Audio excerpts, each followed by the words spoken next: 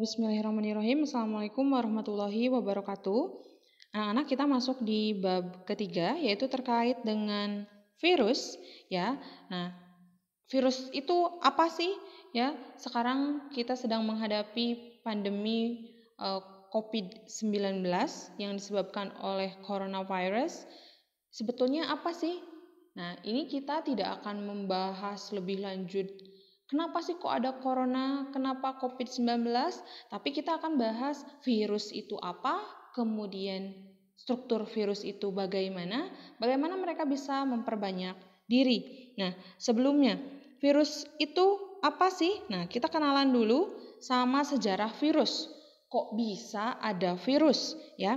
Nah, ini pertama kali itu dilakukan percobaan oleh Adolf Meyer, ya. Jadi Adolf Meyer ini dia menemukan tembakau, ya, tumbuhan tembakau ini, ya.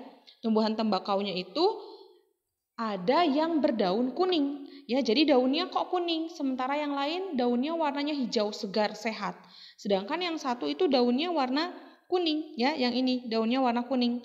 Nah, kemudian daun yang warna kuning itu dia haluskan, dia tumbuk, dia haluskan. Setelah ditumbuk, dihaluskan, dia kasih air, diambil airnya saja, ekstraknya saja.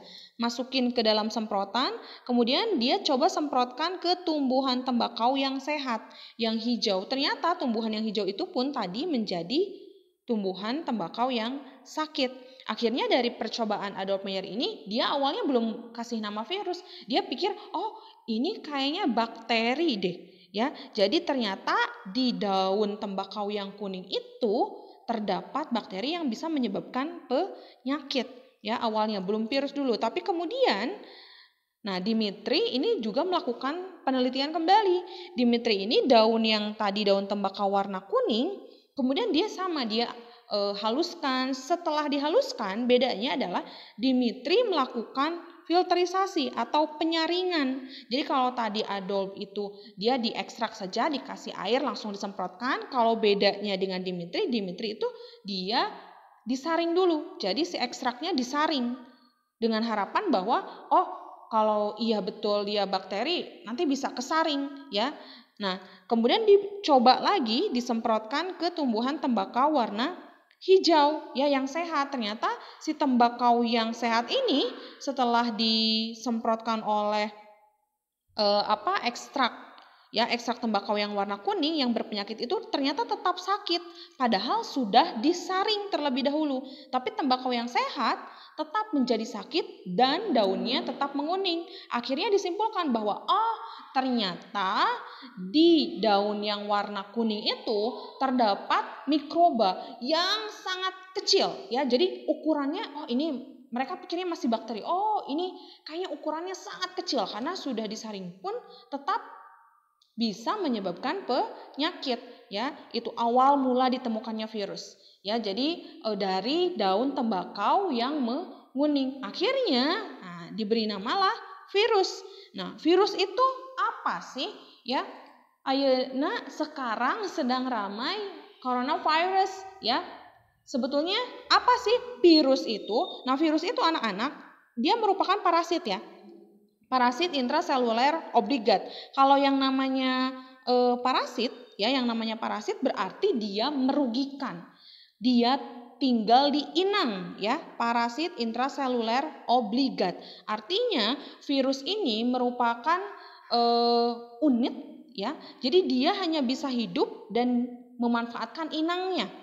Intraseluler di sini berarti si parasit ini sekali lagi dia hanya bisa melakukan reproduksi atau replikasi, ya, di dalam tubuh inangnya. Siapa itu inang? Inang itu makhluk hidup, bisa kita manusia, bisa hewan, bisa tumbuhan, ya. Kemudian virus itu juga sifatnya aseluler. Aseluler itu apa? Bukan merupakan sel. Karena virus ini bukan merupakan sel, maka dia tidak punya tuh ciri-ciri hidup dari sel. Misal apa? Metabolisme. Jadi virus itu nggak bisa melakukan metabolisme, dia nggak bisa membentuk energi.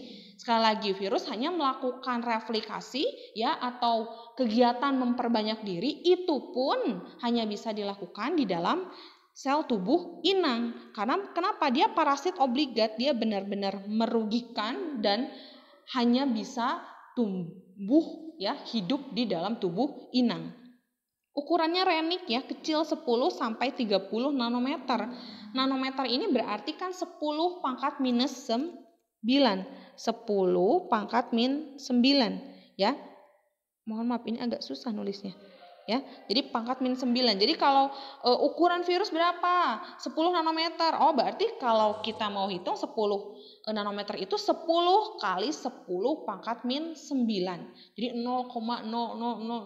Akhirnya di angka 9-nya 1 ya, gitu. Jadi ukurannya sangat renik, kecil sekali. Kemudian mampu melakukan replikasi dalam tubuh makhluk hidup. Ya tadi ya. Jadi sekali lagi, kalau sebetulnya virus itu makhluk hidup apa bukan sih? Jadi ada dua pendapat. Virus itu dinamakan makhluk hidup jika dia melakukan replikasi. Karena dia punya sifat, punya ciri makhluk hidup, yaitu bereproduksi dengan memperbanyak diri. Tapi memperbanyak dirinya tadi, karena dia parasit intraselular obligat, dia hanya bisa melakukan replikasi di dalam tubuh makhluk hidup. Nah, tapi juga virus disebut juga benda mati atau makhluk non hidup. Ya, jadi dia nggak hidup. Kenapa? Karena virus ini dia mampu mengkristal di mana? Di luar tubuh makhluk hidup. Ya, jadi sebetulnya virus itu apa sih? Virus itu merupakan unit atau senyawa organik.